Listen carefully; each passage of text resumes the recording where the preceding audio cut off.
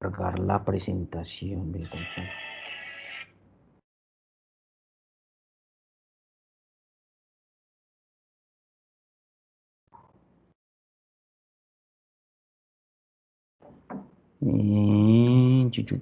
¿Por qué no quiere?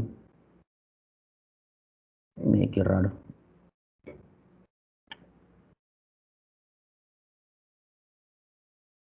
No. ¿Me dicen si están viendo la presentación, chicos? Sí, profe. Sí. Bueno, entonces, muy bien. ¿Quién nos recuerda? ¿Quién me recuerda, por favor, cuáles son los músculos del piso pélvico?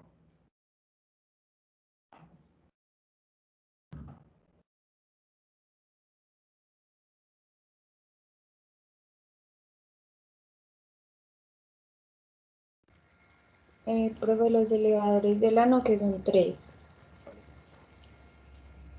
Que son el pubo rectal, el pubo coccigio y el iliococcigio. Ujú. Y, Eh, los músculos coccigios. muy bien. Entonces, ¿de dónde a dónde van cada uno? A ver, ¿de dónde a dónde va el pubo rectal? El pubo rectal, bueno, Ana, sigue. No, hágale que yo ya participé. Bueno, el pubo rectal, pues va, pues como lo dice el nombre, va del pubis hasta el recto, ¿cierto? Ujú, El sí, pubo coccígeo va desde el pubis hasta el coxis. Pues le da la sí. vuelta al pubis y pues llega otra vez al recto. Y No, no es eso. así no es. El pubo rectal es el que va del pubis, da la vuelta al recto y se devuelve al pubis. Ah, bueno, estaba confundida. Ujú. El pubo coccígeo.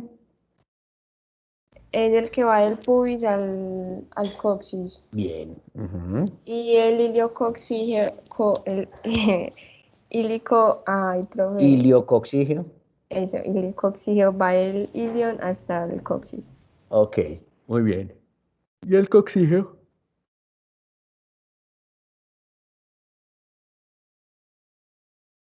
¿Cuál? El iliococcígeo, el coccígeo va de dónde a dónde, o el isquiococcígeo, que es lo mismo, de dónde a dónde va. Ah, ese va del isquion hasta el coxis. ¿Desde qué parte hasta qué parte? Del isquion. Desde, Profe, desde la espina asiática Ujú. hasta pues el coxis. Muy bien, listo. Ok, entonces vamos a repasar un poquito eso que acabamos de ver. Entonces, los elevadores del ano, que son un conjunto de 3 músculos, ¿cierto? Que hacen parte del suelo de la pelvis y que van a estar compuestos, como ustedes muy bien lo dijeron, entonces por el pubo rectal, el pubo coccígeo y el iliococcígeo, ¿cierto? Que se inserta proximalmente en el cuerpo del pubis, en el arco tendinoso de la fascia obturatriz, o sea, hacia lateral, ¿sí? Y en la espina isquiática y se terminan insertando en los cuerpos en el cuerpo perineal, ustedes ya saben qué es eso, ¿cierto? En el coxis y en el recto, ¿sí? Ojo que el coxis está mal escrito, coxis es con X y termina en S. ¿Listo? Y en el recto. Y su acción principal, pues entonces va a ser resistir esa presión intraabdominal y sostener esas vísceras pélvicas, ¿vale? Vamos a hablar de cada uno de ellos. Entonces, Profe, hola, ¿cómo se escribe coxis? coxis, C-O-X-I-S, coxis, Ah,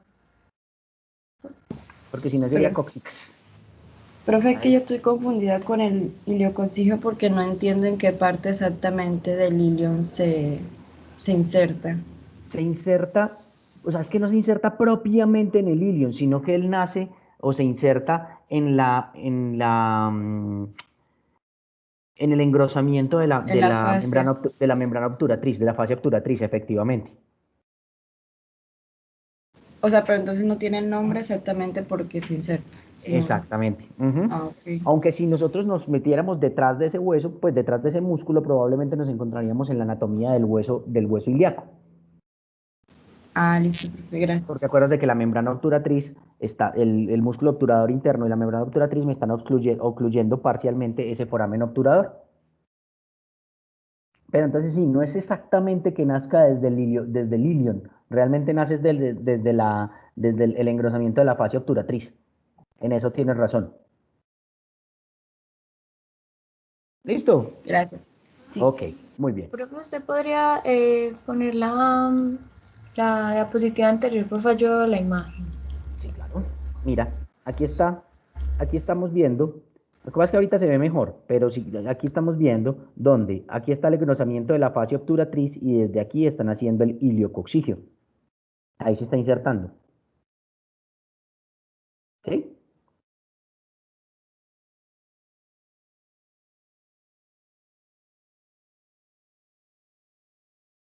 Sí lo ves ahí ya. Sí, profe, o sea, el pubo rectal queda más arribita El y pubo rectal es más el... medial. El pubo coccigio es un poquito más lateral. Ujú. Ah, listo, ya. ¿Ya? Sí, gracias. Listo. Bien. Entonces, como decíamos, el pubo rectal entonces va a tener la forma de un cordón delgado, ¿cierto? Y va a ser parte del suelo de la pelvis junto al pubo rectal y pubo coccigio, ¿sí? Se va a insertar en el segmento inferior de la sínfisis del pubis y se va a insertar distalmente en las fibras del lado opuesto, cerca del segmento inferior del recto, o sea, lo que le decíamos, da la vuelta al recto. Y va a ayudar, pues lo mismo, a resistir la presión intraabdominal y a sostener esas vísceras pélvicas. El pubo coccigio, ¿cierto? Que en una vista lateral tiene una forma de un cordón delgado, lo mismo tiene, hace parte de los elevadores del ano, su inserción proximal la sínfisis del pubis y su inserción distal es el ligamento anococcigio, el coxis y el cuerpo perineal, ¿sí? Y lo mismo, tiene las mismas funciones, resistir la presión intraabdominal y sostener vísceras pélvicas. Y finalmente el iliococcigio, que tiene una forma como de una cinta, como de una hoja, ¿sí? Que lo mismo hace parte del suelo de la pelvis, se inserta en el arco tendinoso del- de la fascia obturatriz, ¿sí? Y su inserción distal es el borde lateral del coxis y el ligamento anococcigio y va a resistir esa presión intraabdominal para sostener esas vísceras pélvicas.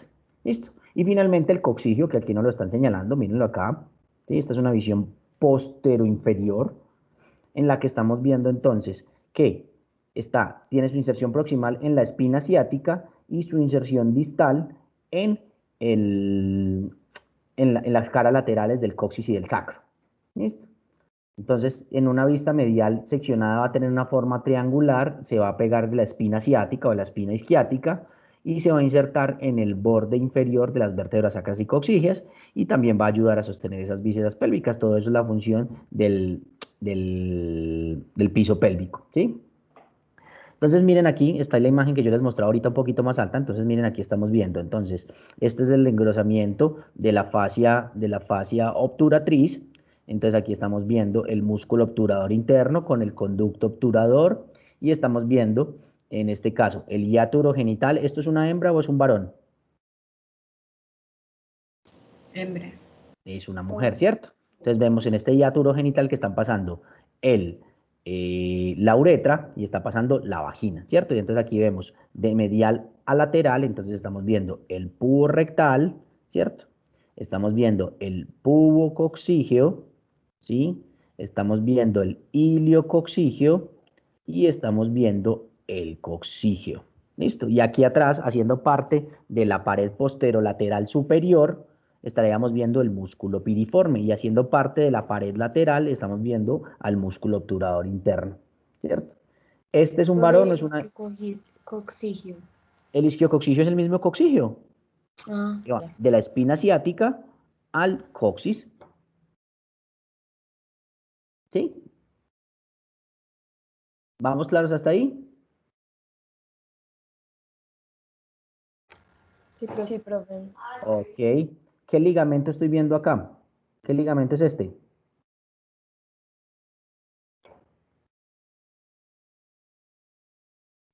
Inguinal. No, esta es una No, visión decía inferior o superior. superior. Ah, ¿segura?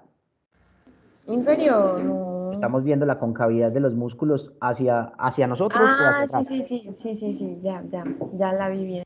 Ok, entonces, ¿qué ligamento es este?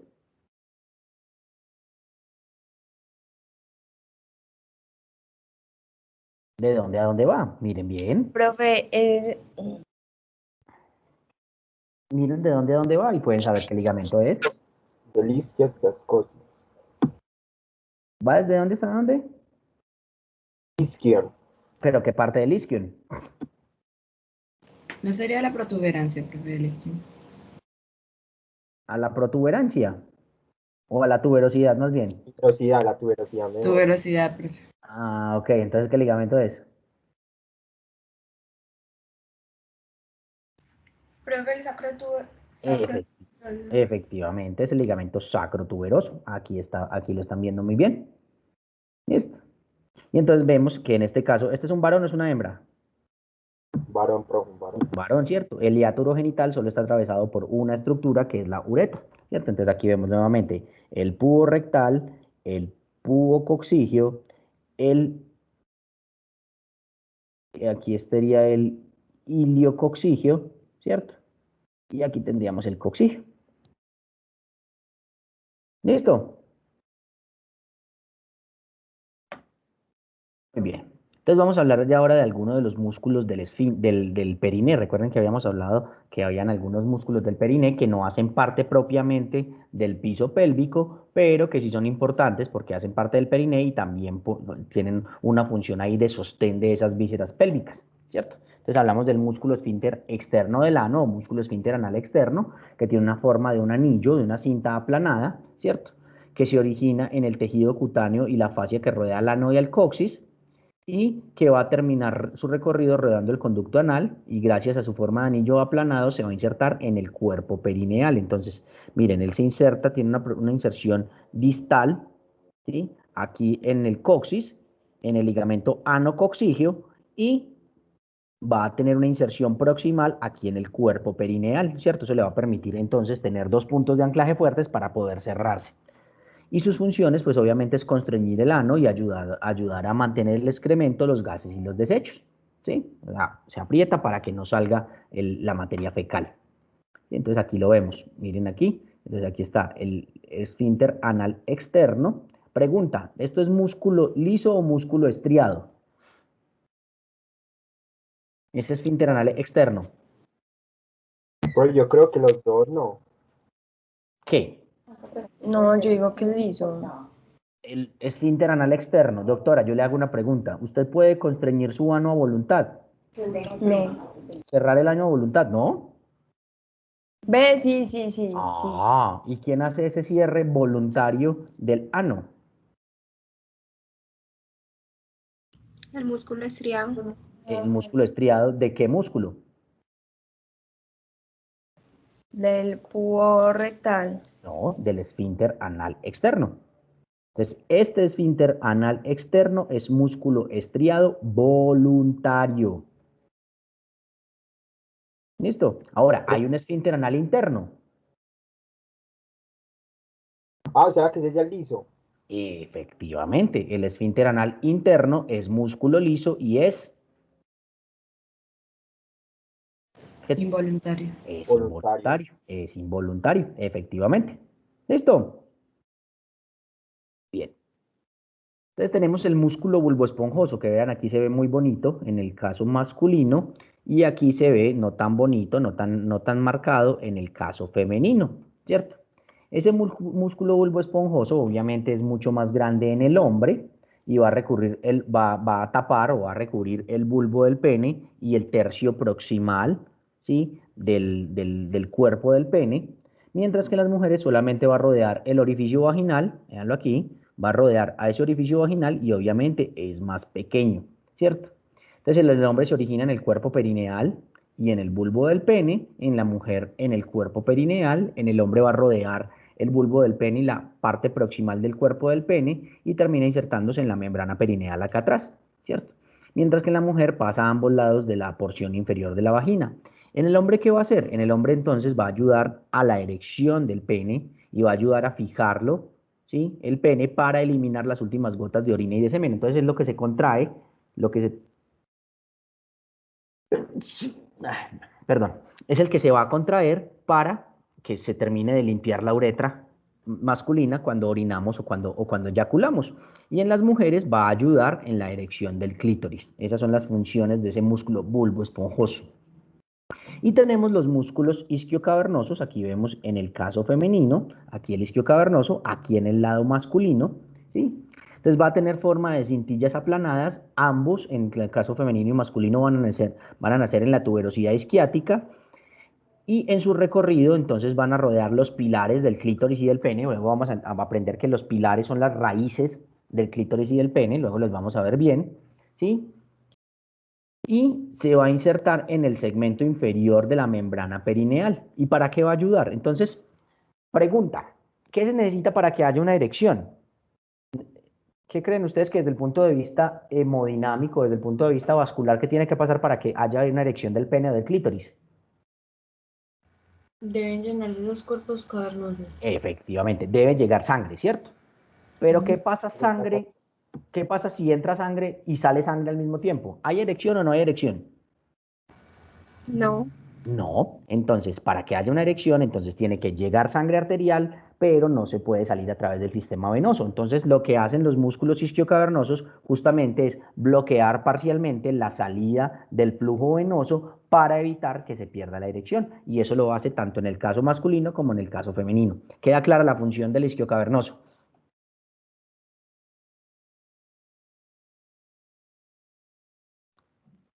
Sí, pero Ok. yo, Señor, ¿ibas a preguntar algo? no, que por mi parte sí, no sé, no sé. Listo, muy bien. Ok, listo. Y el esfínter uretral externo, si hay un esfínter uretral o urinario externo, debe haber uno interno, ¿o no? Sí, que me imagino que ese sería el involuntario, Efectivamente. Entonces el esfínter uretral externo es músculo liso o músculo estriado. estriado. Real. Músculo estriado. ¿Y el esfínter uretral interno será músculo liso o músculo estriado? Liso. Músculo liso, muy bien. Entonces, vamos a poner en el caso, en el caso masculino, pues por donde, es donde hay una pequeña variación anatómica. Entonces, el esfínter uretral interno está justo en el cuello vesical, es músculo liso, o sea que es involuntario, y el esfínter uretral externo está justo donde termina la próstata, ¿sí? Aquí rodeando la uretra. Luego veremos que esta uretra tiene varios nombres o varias porciones. Esta porción de la uretra que está rodeada por el esfínter uretral externo se llama la uretra intermedia o membranosa, y justamente va a ser la que va a estar justo antes de entrar en la uretra peneana. Entonces, esta es la ubicación anatómica del esfínter uretral externo en el caso del varón. En el caso de las mujeres, pues el esfínter uretral externo está un poquito distal al esfínter uretral interno. Y como su nombre lo indica, pues entonces también va a tener como función el hacer la constricción de la orina, ¿cierto? La constricción de la uretra para que no se salga la orina. Y también es involuntario, perdón, es voluntario. Y en el caso del hombre, también este músculo esfínter uretral externo nos va a ayudar a contener la eyaculación. ¿Listo? En las mujeres hay unas fibras de ese músculo uretral externo que va a rodear a las fibras, a la vagina, y entonces ese músculo también va a ayudar a hacer un poquito de contracción de la vagina, de compresión de la vagina. ¿Listo? Profe, en los Señora, hombres, ¿el interno dónde se encuentra? en el cuello vesical, aquí, antes de empezar la próstata. Gracias. ¿Listo? Y el distal, pues, o el externo, está justo donde termina la próstata. ¿Listo? Profe, disculpe, Señor, o sea que los que sufren de eyaculación precoz tienen un debilitamiento de ese músculo o qué. puede ser que ayude, puede ser que haya algo de eso, pero realmente los mecanismos de la eyaculación precoz son diferentes. Pero sí puede ayudar eso, pues, pero no es la única razón, no. Ah, ok, profe. ¿Listo? Bien. Listos hasta aquí con piso pélvico y con esos musculitos que alcanzamos a mencionar del periné. Bueno, entonces vamos a hablar del peritoneo. ¿Quién me recuerda qué es el peritoneo? Es una capa que recubre como tal los órganos del abdomen. Ujú, muy bien. ¿Qué más? ¿Qué más podemos decir del peritoneo? ¿Para qué más sirve el peritoneo aparte de recubrir los órganos abdominales, que tienes toda la razón? ¿Para qué más sirve el peritoneo? Sostener el piso pélvico. No. Ahorita vamos a ver por qué. Entonces, recubre a los órganos abdominales, los protege, ¿cierto? Me delimita la entrada a la cavidad abdominal. Es decir, cuando, por ejemplo, uno le meten una puñalada, ¿cierto? Que uno mete el dedo como médico para explorar qué es lo que explora, para saber si la herida fue penetrante o no abdomen. Sí, toca uno peritoneo. Si lo rompió, no si lo tocó, si lo atravesó. Si atravesó el peritoneo, es una herida penetrante. Si no lo atravesó, es una herida no penetrante. ¿Listo? Pero además, entonces, el peritoneo también me va a ayudar para ayudar al movimiento de esas vísceras, ¿cierto? Lubricando ese movimiento de esas vísceras, ¿sí? Y además, el peritoneo va a tener unas estructuras llamadas los mesos. ¿Alguien ha escuchado la palabra mesenterio? Sí, profe. ¿Y sabes Ese qué es? es un ¿Qué es el músculo. mesenterio? Sí, profe, es un músculo que pues hasta ahora era muy poco investigado, que actualmente lo están investigando mucho porque tiene una propiedad hasta para ser un órgano propio y Ujú, está, digamos, en la parte posterior de los intestinos y estos se ujú. encuentran, digamos, Pero como no es un adheridos. músculo, realmente no es un músculo, es un repliegue peritoneal, ¿cierto? No es tejido muscular, pero sí es un repliegue peritoneal que ¿qué hace con esos intestinos? Que sí está en la parte posterior de los intestinos, tienes razón. Digamos que son como adheridos y como adheridos a él. Exacto. Y Entonces son es muy importante porque el peritoneo lo que me va a hacer, el mesenterio, me va a nutrir desde el punto de vista vascular a los intestinos. Entonces cada vez que escuchemos la palabra meso, ¿sí? Entonces nos va a hablar de una estructura, de un repliegue peritoneal que tiene estructuras vasculares por dentro de sí y que me va a nutrir al órgano al que nos refiramos. Entonces cuando hablamos del mesenterio, ¿es el meso de quién? del intestino, profe, De y los también, intestinos. por ejemplo, es muy importante, digamos, pues en los adultos casi no se da, pero en los niños se da una patología, pues mucho en eso, que es la adenitis mesentérica, que se da Ujú. demasiado. Y en los adultos también se ve en los adultos la adenitis mesentérica, es una causa muy intensa de dolor abdominal. Tú tienes razón. Entonces, si yo les digo el mesocolon, ¿de qué estamos hablando?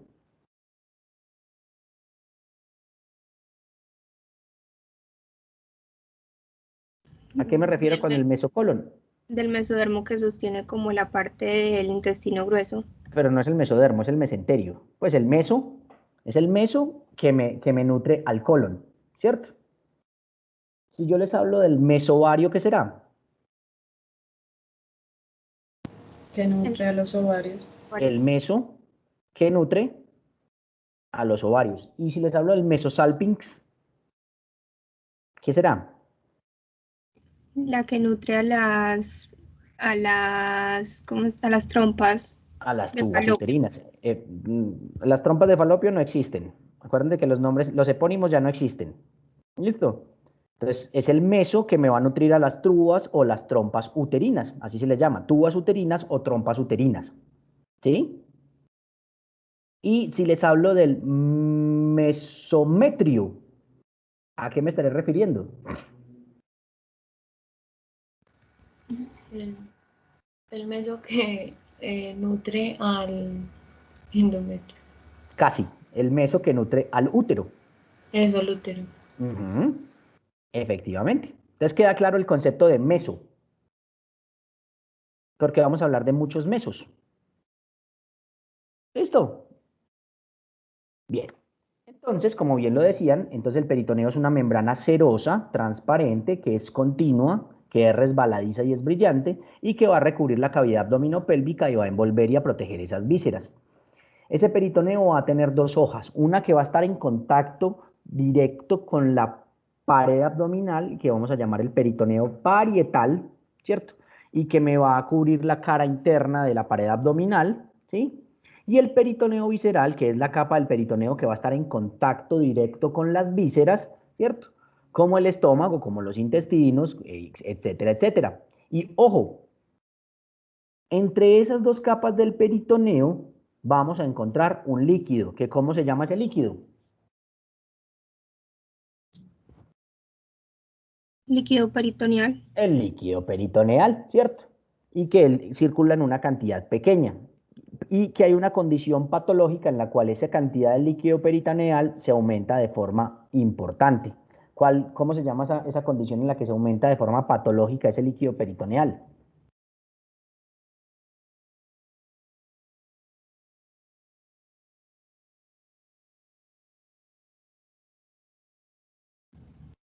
Peritonitis. No, la peritonitis es una inflamación del peritoneo. Pero aquí está hablando de la acumulación anormal del líquido peritoneal. ¿Han escuchado alguna vez de la palabra ascitis?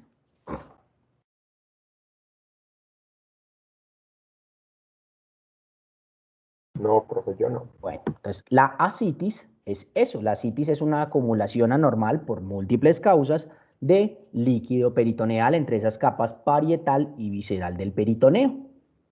Ahora, ¿quién produce el líquido peritoneal? Lo produce la capa visceral del peritoneo. ¿Listo? Desde el punto de vista histológico, esas hojas del peritoneo están constituidas por mesotelio, que es una capa de células epiteliales escamosas simples. Eso es el epitelio del peritoneo. ¿Listo? Ese peritoneo parietal que va a tapizar esa cavidad abdominal, ojo, se va a continuar inferiormente hasta el interior de la cavidad pélvica, pero, y por eso yo le decía ahorita al compañero que no es cierto que decía que iba hasta el piso pélvico, nunca alcanza el suelo de la pelvis. O sea, el peritoneo alcanza a llegar hasta la cavidad pélvica, pero no toca el suelo pélvico. ¿Listo? Entonces, ese peritoneo se va a reflejar, o sea, va a apoyarse sobre esas vísceras pélvicas, ¿cierto? Y va a estar separado del piso pélvico por esas vísceras pélvicas mismas y por esa fascia pélvica circundante. Entonces, miren acá, esta es una visión de qué tipo. Frontal. Poste Es una visión anterior y además, inferior. seguro que inferior. Yo aquí estoy viendo la, Ah, es superior, sí, sí. Ah, muy bien. Entonces una visión superior. Entonces miren, esto que estamos viendo azul es el peritoneo, ¿cierto? Entonces miren cómo ese peritoneo está pasando por encima de esas vísceras pélvicas. Esto es una mujer, ¿sí? Vemos cómo está pasando por encima de esas vísceras pélvicas y se refleja sobre ellas, ¿cierto? O sea, les da como forma, o por lo menos traduce su forma, ¿sí? Pero no alcanza a tocar el piso pélvico. Entonces en la medida en la que pasa sobre esas vísceras, miren que él forma unos pliegues. ¿Sí los ven? ¿Sí ven que se forman unos pliegues? Sí, profe. ¿Sí? Esos pliegues van a tener importancia clínica. Entonces, aquí, en este caso, por ejemplo, miren que estamos alcanzando a ver la tuba uterina, aquí estamos viendo el ovario, aquí lo mismo, la tuba uterina, el ovario, aquí estamos viendo el recto, aquí estamos viendo la vejiga y aquí estamos viendo el útero. Miren que Bueno, enseguida les muestro. Entonces, exceptuando los ovarios y las tubas uterinas, las vísceras pélvicas no están completamente envueltas por peritoneo. Miren entonces que los ovarios y las tubas uterinas sí están envueltas completamente por peritoneo, ¿sí? Y la mayoría de esas vísceras pélvicas están inferiores al límite peritoneal. Y solamente las caras superiores de esas vísceras pélvicas y las caras de pronto anterior, posterior y laterales van a estar recubiertas por peritoneo. Y, ojo, las tubas uterinas, exceptuando sus orificios abdominales que están abiertos, son intraperitoneales y están suspendidas por un meso. ¿Cómo se llama el meso de las tubas uterinas? Ya lo dijimos. Mesosalping. Mesosalpinx, con X al final. Mesosalpinx. ¿Listo? Entonces, ojo, las aberturas de las tubas uterinas son intraperitoneales, o sea que caben directamente a cavidad peritoneal. Ahora, yo les hago una pregunta. ¿Habrá posibilidad de trazar una línea continua, no recta, sino una línea continua en el caso de una mujer, desde el mundo externo, hasta la cavidad peritoneal femenina?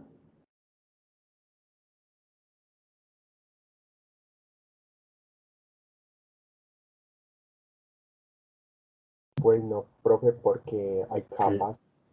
¿Tú crees que no? Listo, tú dices que no. ¿Quién dice que sí?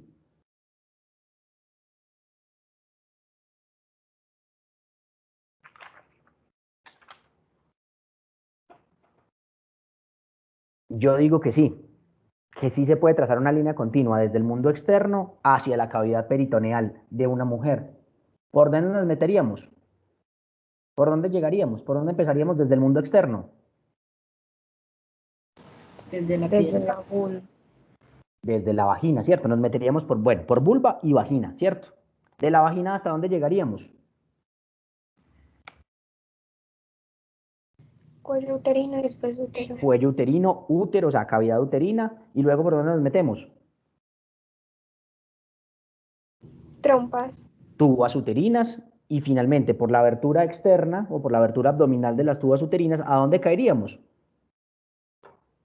Los ovarios. A cavidad peritoneal.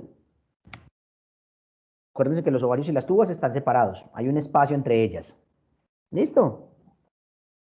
Entonces van a leer, y esto es tarea y esto es preguntable, van a leer sobre la enfermedad pélvica inflamatoria, la EPI. Van a leer qué es eso y por qué es importante saber de eso. ¿Listo? Listo, profe. Ok. Entonces, los ovarios, que también están suspendidos en la cavidad peritoneal por un mesenterio, o sea, tienen su propio meso. Cómo se llamará el meso de los ovarios?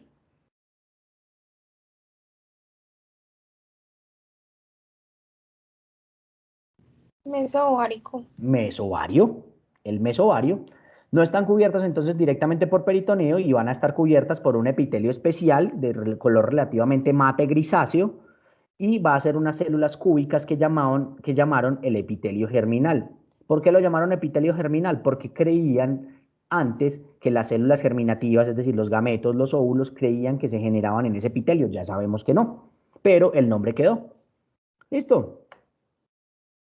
Entonces, decíamos que ese peritoneo va a pasar por encima de esas vísceras pélvicas, ¿cierto? Y me va a crear unas fosas, me va a crear unos espacios. Entonces, el nivel en el que el peritoneo va a pasar por encima de la vejiga, ¿cierto? Va a crear una fosa que se llama la fosa supravesical y obviamente esa fosa supravesical va a depender del tamaño o de cuán llena está la vejiga, ¿cierto? Si está más llena la vejiga, pues esa fosa supravesical va a ser más pequeña y si está más vacía, pues entonces esa fosa supravesical pues va a ser más grande, ¿cierto? Entonces miren que ese peritoneo, como Profe, yo les mostraba ahorita, hola, perdón, todavía estamos hablando del parietal. estamos hablando de peritoneo. Aquí no te Ah, enredes la vida de parietal o visceral, no, peritoneo. ¿Listo? sí, Entonces, profe. ese peritoneo va a crear diversos pliegues y diversas fosas, ¿cierto? Que ya las vimos, en la medida en la que pasa desde la pared abdominopélvica sobre esas fascias y sobre esas vísceras pélvicas. Entonces, miremos acá. ¿Qué estructura estoy señalando aquí? Eso es vejiga. Vejiga, muy bien. ¿Qué estructura estoy señalando aquí? Útero. Útero. ¿Y qué es esto que estoy señalando aquí? Eso es intestino grueso. ¿Qué porción del intestino grueso? Ah, Recto, profe. El recto. recto. El recto, muy bien. Entonces miren que este peritoneo está pasando por encima de la vejiga y por detrás de ella hace un repliegue, ¿cierto? Y luego pasa hacia el útero y lo recubre en su pared anterior, en su pared superior. ¿Cómo creen ustedes que se llama este fondo de saco o ese repliegue, ¿cierto? Ese pliegue entre el útero y la vejiga. Pliegue útero-vesical. O vesicouterino. Entonces, a ese fondo de saco, a ese Pero saco no lo era llaman, desde próxima a la distal. pero normalmente lo llaman así, no sé por qué, pero si lo dices vesicouterino, también es válido, o uterovesical, como lo quieras llamar, no hay problema. Lo que pasa es que normalmente utilizan de referencia, como segunda referencia al útero, no sé por qué, pero bueno, no importa. Si lo llamas de la otra manera, también es válido. Uterovesical, te lo valgo. ¿Listo? Ahora, miren que este peritoneo también va a pasar por detrás del útero, ¿cierto? Va a hacer un repliegue y viene por la cara anterior del recto. ¿Cómo se llamará ese fondo de saco o ese saco?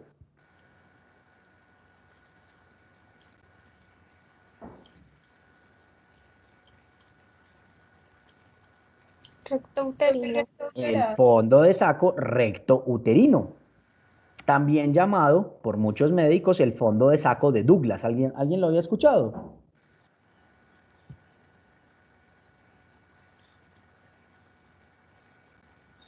¿Nadie lo había escuchado? Bueno, y ustedes lo van a escuchar con mucha frecuencia, sobre todo cuando hablemos de cuando estén en ginecología y en obstetricia.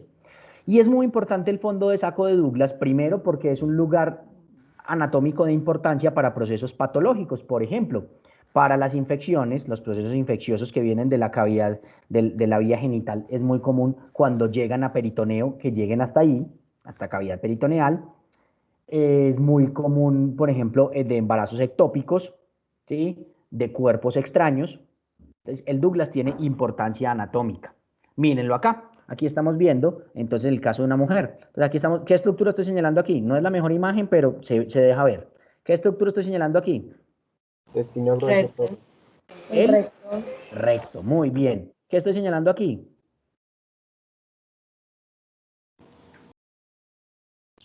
Trompas uterinas. Aquí está la trompa, aquí está el ovario, pero esto grandote, ¿qué es? Útero. El El útero. útero. ¿Y qué es esto que estoy señalando aquí? Vejiga. La vejiga. Vejiga. Entonces miren acá cómo el peritoneo viene y se me repliega por encima de la vejiga y me pasa por delante del útero, ¿cierto? Y aquí me forma un saco, ¿cierto? Un fondo de saco. ¿Cómo se llama este? Fondo de saco, útero vesical. Ah, bueno. Útero vesical o mejor dicho, vesicouterino. ¿Listo? Y miren entonces cómo ese repliegue peritoneo me pasa por encima y por detrás del útero y luego me pasa por delante de la cara anterior del recto. ¿Cómo vamos a llamar a este fondo de saco? Fondo de saco, útero rectal. O mejor dicho, recto uterino, también Ok. llamado fondo de saco de Douglas. Douglas. Douglas. Efectivamente. ¿Profe, Douglas o Douglas? Douglas. Douglas. Se pronuncia Douglas, pero se escribe Douglas. Ok. Está bien. ¿Listo? Ahora bien, ¿será que yo en un tacto vaginal puedo tocar de forma indirecta? Obviamente no es directamente, pero puedo tocar el Douglas. Puedo tocar el fondo de saco recto uterino. Sí. Profe, ¿me puede repetir por favor el nombre? Fondo de saco vesicouterino. Ajá. Fondo de saco recto uterino. Listo. ¿Listo? Ahora, ¿será que yo en un tacto vaginal puedo tocar parcialmente el fondo de saco de Douglas? Sí. Claro que sí. Pero ¿cómo lo puedo tocar más directamente? Desde el Desde recto. el ano. A Desde través el de un ano. tacto, efectivamente, a través de un tacto rectal. Entonces, cuando uno tiene sospecha de que una mujer pueda tener una condición que me esté comprometiendo el fondo de saco de Douglas, hay que hacerle un tacto rectal. ¿Listo? Bien. Ahora miremos en el caso masculino. ¿Qué estructura estoy señalando aquí? La vejiga. La vejiga, ¿cierto? ¿Qué estructura estoy señalando aquí? Aquí particularmente. Sigmoide. Colon. Aquí estaría el sigmoides y este sería el Recto. recto. ¿Cómo vamos a llamar a este fondo de saco? Douglas también, ¿o no? No, porque el Douglas sería el correspondiente del Douglas, pero no es el Douglas porque el Douglas es femenino. Pero entonces, ¿cuál sería el nombre anatómico de este saco? Recto vesical. O vesicorrectal, recto vesical o vesicorrectal, cualquiera de los dos. ¿Listo? ¿Qué estoy señalando aquí?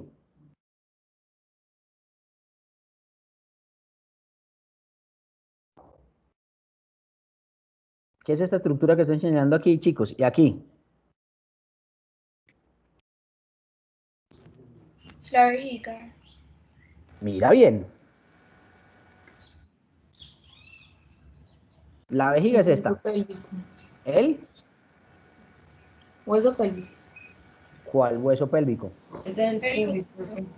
Entonces aquí nos están mostrando la sínfisis del pubis, ¿sí o qué? Si esta es la vejiga masculina, ¿qué estructura será esta? A mí se me olvidó el nombre, el que no le gusta que les hagan el tacto rectal para ver eso. La próstata. La próstata, La efectivamente. próstata. Aquí es la próstata. Y miren, ¿por qué en un tacto rectal se puede palpar tan fácil la próstata? Porque ve, aquí no mete un dedito y aquí está, de papayita.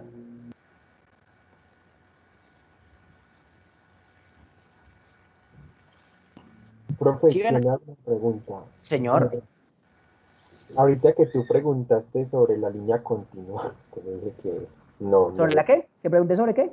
la línea continua, Ah, ya, ok. eh, eso también se puede hacer manualmente. En una No, base. obviamente que no, es imposible. Esta es una línea imaginaria que vamos a trazar, porque pues obviamente un dedo, cuando llegamos aquí al cervix, ya no podemos avanzar más. Ah, ok. Pero pues una bacteria no tiene problema para pasar por ese huequito, ¿o sí? No, no, no, son microorganismos y... Efectivamente. Bueno, sino que creí porque se puede, como se puede meter por el ano o por Pero la... bueno, si nosotros nos metemos por el ano, ¿podemos llegar a cavidad peritoneal? No, no, no, no. No, Gracias. ¿sí? ¿Ya sí queda claro? Sí, profe, sí. Gracias. Listo. Bueno, chicos, entonces, como decíamos, ese peritoneo va a pasar por encima del fondo y desciende por toda la cara posterior del útero sobre la pared posterior de la vagina, antes de reflejarse hacia arriba sobre la pared anterior del recto inferior, ¿cierto? Entonces, ese fondo de saco que se forma entre el útero y el recto y el útero es el que vamos a llamar el fondo de saco recto uterino o saco de Douglas. ¿Listo? Así se escribe, ¿vale? Entonces, en la medida en la que ese peritoneo va yéndose hacia arriba y sobre el útero, en el centro de la cavidad pélvica, entonces va a sacar un pliegue peritoneal doble que va a ser el ligamento ancho del útero. Entonces, para explicarles, miren que el peritoneo pasa por delante, por encima y por detrás del útero. ¿Sí lo ven? Aquí, ¿lo ven acá? Sí, profe. Entonces, cuando él termina, aquí está el útero, ¿cierto? Lo estoy poniendo en una vista lateral. Entonces, cuando ese pliegue peritoneo me recubre casi todo el útero y ya se viene hacia los bordes laterales, aquí ya le cambié una vista lateral, entonces cuando se viene a los bordes laterales, esos dos pliegues de peritoneo se unen y me forman unas hojas que van a unir el útero desde sus caras laterales hacia las paredes de la pelvis. A esas dos láminas de peritoneo que se forman las vamos a llamar el ligamento ancho del útero. ¿Sí? Y eso va a ser importante cuando veamos la anatomía de los órganos genitales internos femeninos. Pero por ahora necesito que entiendan de dónde viene ese ligamento ancho del útero. ¿Sí les quedó claro? Profe, ¿puedes repetir, por favor? Entonces, esos dos pliegues de peritoneo, el que viene por detrás y viene por delante del útero, aquí en las paredes laterales, aquí yo lo muestro acá, aquí en estas paredes laterales, ¿cierto? Se va a unir en dos, en una sola, las dos pliegues se van a unir en uno solo, ¿cierto? Y se van a ir hacia lateral y se van a pegar aquí de las paredes de la pelvis y me van a formar esto que estamos viendo acá, que es el ligamento ancho del útero. Todo esto que estamos viendo acá es el ligamento ancho del útero. Lo que pasa es que no es la mejor visión, pero para que sepan pues que sí existe y de dónde sale. ¿Listo? ¿Sí quedó claro ya? Sí, profe. Entonces lo que les decía, ese va a estar entre el útero y las paredes laterales de la pelvis de cada lado, ¿cierto? Y eso va a formar luego unas separaciones entre unas fosas que van a ser, las vamos a llamar paravesicales, o sea, al lado de la vejiga, y unas fosas pararrectales al lado del recto, que son estas. Las fosas paravesicales aquí y las fosas pararrectales, pero esas no son tan importantes, pero simplemente es pues para que sepan que existen, ¿vale? Las tubas uterinas, los ovarios, los ligamentos propios del ovario y los ligamentos redondos del útero, que luego vamos a ver qué es eso, van a estar metidos o van a estar englobados por esos ligamentos anchos del útero. ¿Listo? Y recordemos lo que yo les decía, que en la mujer la cavidad peritoneal pélvica se va a comunicar con el medio externo a través de las tubas uterinas, el útero y la vagina, ¿cierto? Entonces por eso es muy importante que lean lo de la enfermedad pélvica inflamatoria. ¿Listo? Y en el caso masculino, ¿cierto? En el testículo, en su túnica vaginal, que es una derivación del peritoneo, luego vamos a ver cómo en su proceso de descenso, recuerden que los testículos se forman en la cavidad abdominal y luego descienden hasta el escroto, en la medida en la que esos testículos descienden en la vida embrionaria, en la vida fetal, se arrastran un pedazo de peritoneo que luego se separa del resto del peritoneo. Y a ese pedacito de peritoneo que queda ahí, lo llamamos la túnica vaginal, ahí al lado del testículo, ¿cierto? Los órganos reproductores masculinos no están en contacto con peritoneo, ¿cierto? Y en ambos sexos vamos a partir el recto en 3 pedazos. ¿Listo? El tercio inferior del recto va a estar subperitoneal. ¿Qué quiere decir eso? Que va a estar por debajo de los límites del peritoneo. El tercio medio va a estar cubierto por peritoneo únicamente en su cara anterior, ¿cierto? O sea, solamente la cara de acá.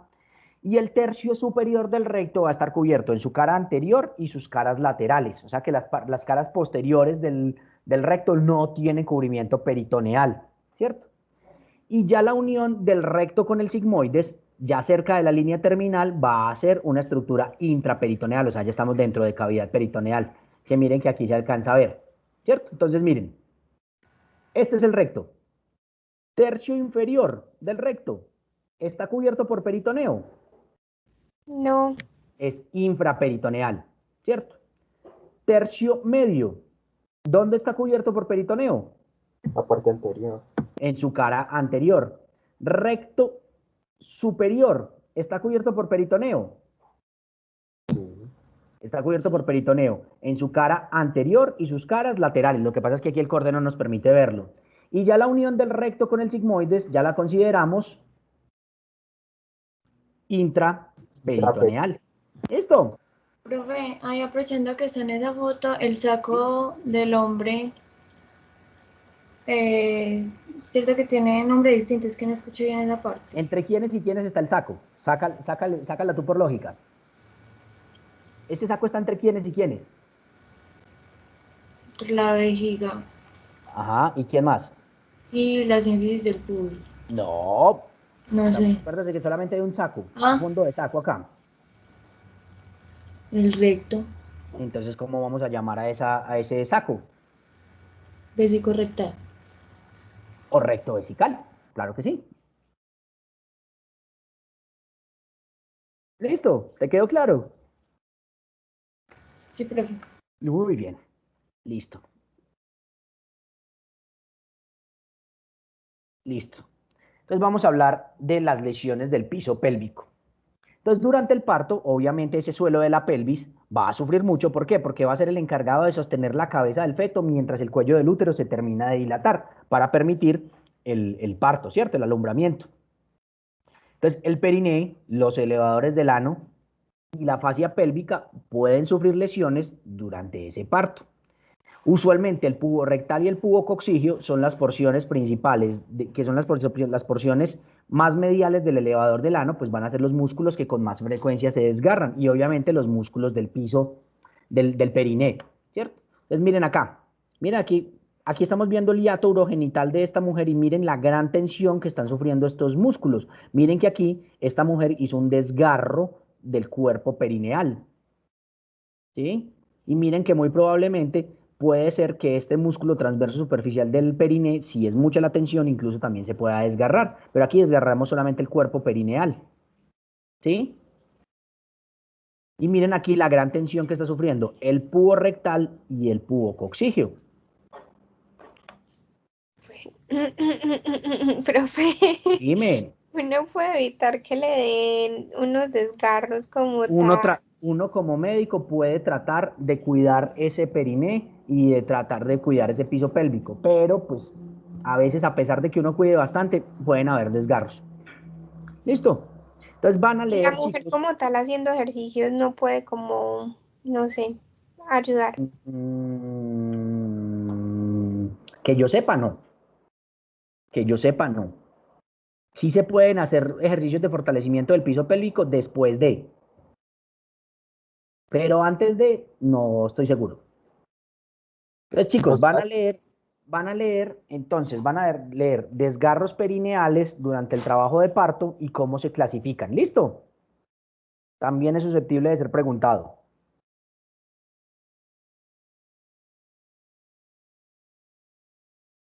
Entonces, Perineales, profe. sí, desgarros perineales en trabajo de parto. profe, una pregunta. Señor, Es que los ejercicios perineales después del parto los es ejercicios de Kegel, sí. por la recuperación de si hay un desgarre.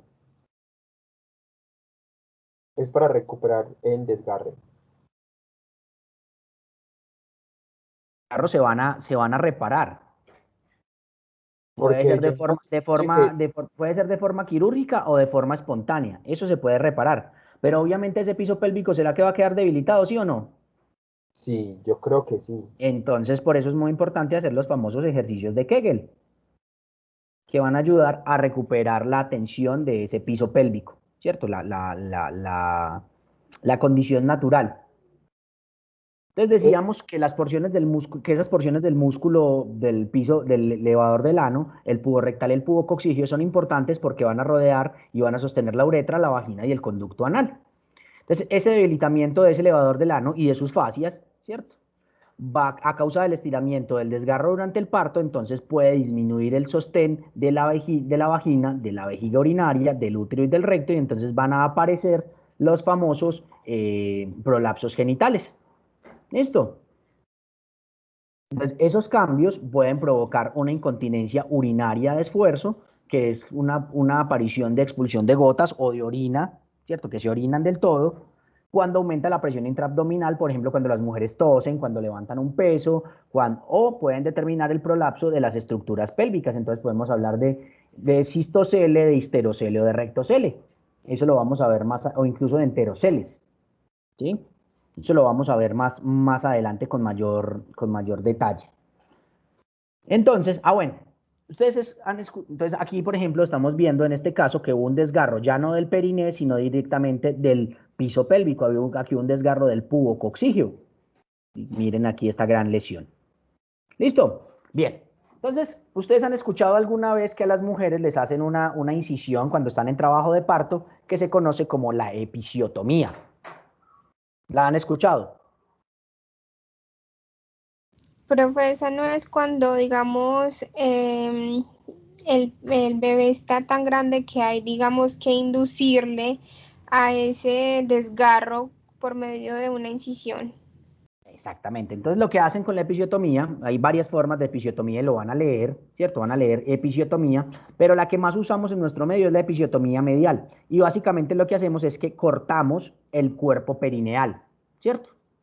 Cortamos aquí un pedacito del cuerpo perineal para ampliar esa abertura vaginal, justamente porque tenemos un niño muy grande.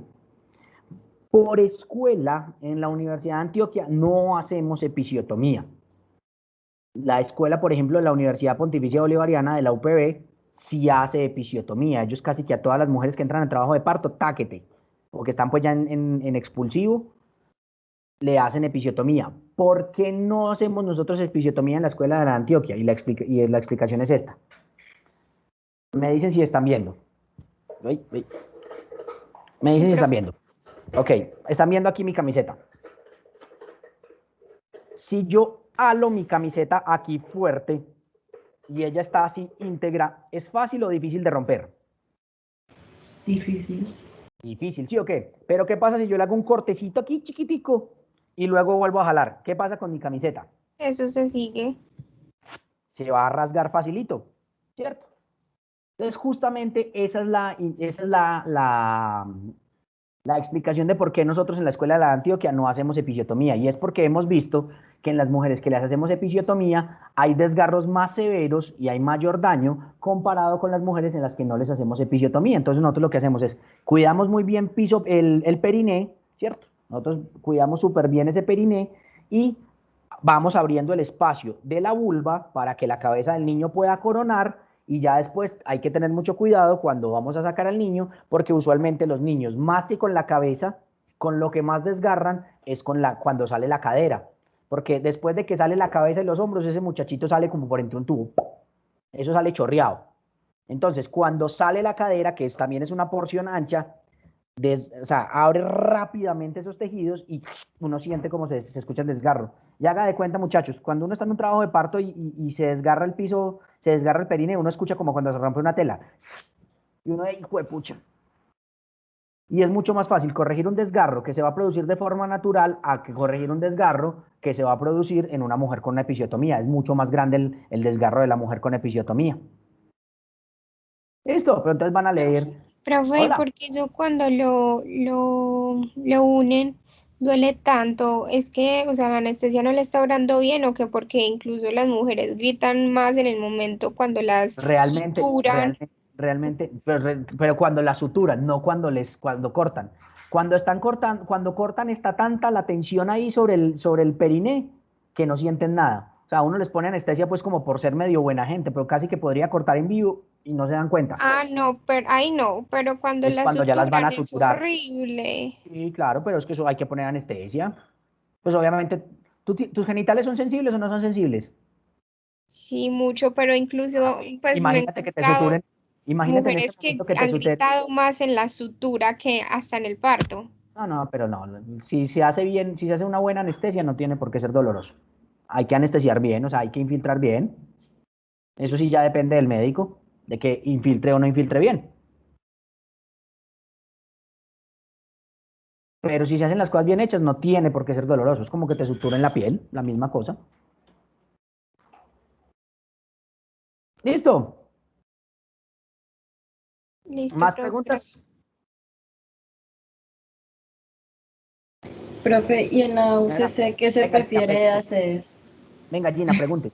Ay, se estaba demorando. Eh, ¿Cuál es la pregunta? que en la UCC, ¿cuál se prefiere hacer? Digamos, usted no dice que en la Antioquia no lo No sé hacen, cuál es, pero pues lo que pasa es que hay varios profesores. Yo sé que hay una profesora que es de la escuela de Bolivariana, que es la doctora, que es la doctora Ana. Ana Cristina, me imagino que debe hacer episiotomía. Lo que pasa es que realmente la UCC no tiene escuela, ¿cierto? La UCC es la unión de mucha gente. Entonces no sé qué habrán protocolizado allá para enseñarles a ustedes. Ahí me ay, corchaste. No sé, nosotros por escuela en la Antioquia no hacemos episiotomías. Pero como les digo, probablemente la UCC todavía no tenga escuela, pues están muy jóvenes. Pero ustedes cuando pasen por obstetricia, pues van a preguntar, bueno, y nosotros como escuela, cuál es la posición que tenemos frente a esto? Y ustedes ya definirán. Profe, pero usted como médico no tiene criterio de decir, uy, no, pues, o sea, si Claro, me va a claro, poner en claro que riesgo. sí. Habrán condiciones en las que yo dijera, en las que uno puede decir, pues pucha, no, por aquí este muchachito no va a caer y usted definitivamente lo decide. Pero no es cuando hablo por escuela es que casi que lo hacen por protocolo, ¿cierto? Yo personalmente, yo hace muchos años que no atiendo un parto, gracias a Dios, desde que terminé el rural, pero yo en mi vida profesional como médico jamás hice una episiotomía. Todos los partos que atendí, los atendí sin episiotomía, cuidaba muy bien el periné y cuando se desgarraba, pues corregía el desgarro. Y realmente el desgarro más grande que se me hizo fue un grado 2. Entonces, pues por lo menos yo jamás he hecho una episiotomía, pero cuando estaba de estudiante sí me tocó casos en los que estaba muy difícil la cosa y el profesor hacía la episiotomía. Yo personalmente nunca la he hecho y pues creo que ya no voy a atender partos en mi vida, entonces creo que ya nunca la haré. profe, y en ese caso, si se hace una episiotomía, ¿se puede decir que hubo como una mala medición del diámetro conjugado? No, porque es que el problema no fue que no cupiera por pelvis. El problema es ya en la parte final del tracto de salida, ya casi que en el introito vaginal. Ah, listo. Porque si el problema fuera de diámetros, el muchachito no hubiera cabido por pelvis, no hubiera pasado, se hubiera quedado trancado arriba. Aquí el problema es ya coronando, ya en la parte más distal. Listo, Profe, profe, gracias. Señor, disculpe, y cuando jalan, que una vez escuché una técnica de un profesor ajá, en un rural ajá. que cogió una sábana y jaló el bebé. La Desde, cabeza. no, no la cabeza, sino desde, a ver, desde el abdomen, porque no quería Ah, salir. ok, como poniéndole una sábana a la mamá en el abdomen para ayudar a bajar. Sí, Esa es la técnica de Christeller. Eso se puede hacer de muchas maneras. Pues en teoría los libros de obstetricia dicen que no se debe hacer Christeller, ¿cierto? Que no se debe empujar al muchachito desde el abdomen, pero a veces uno está embalado, está en aburrimiento por allá en el monte de Mamateste y el muchachito está trancado y uno necesita que lo ayuden. Tiene alguien bueno que le haga Christeller, eso le ayuda a sacar al muchachito y que no sufra. ah, ok. Y eso no podría reemplazar esa episiotomía. No, a veces uno necesita el Christeller y la episiotomía, porque el muchachito está trancado y no sale. Ah, ok, ok. Ujú. Gracias. ¿Listo? Profe, Hola. Y yo también había visto que eso no se podía, pero no entiendo por qué no se puede. Si antes de dejar el bebé ahí En sufre teoría, un sufrimiento fetal por el útero. exacto, en teoría el Cristeller no se puede hacer porque puede generar lesiones en la madre y en el feto. ¿Cierto? Traumatismo en la mamá, eso se considera trauma obstétrico y violencia obstétrica y puedes lesionar al niño, pero sí, como tú bien lo dices, a veces prima sacar al muchachito porque uno lo deja allá adentro y le muere. ¿Cierto? Uno lo deja allá trancado, el muchachito ya no le está obstruido el cordón umbilical, no se está oxigenando y se puede morir. Pero esas son preguntas, chicos, que les van a responder con mayor claridad en obstetricia. Yo no soy obstetra, gracias a Dios.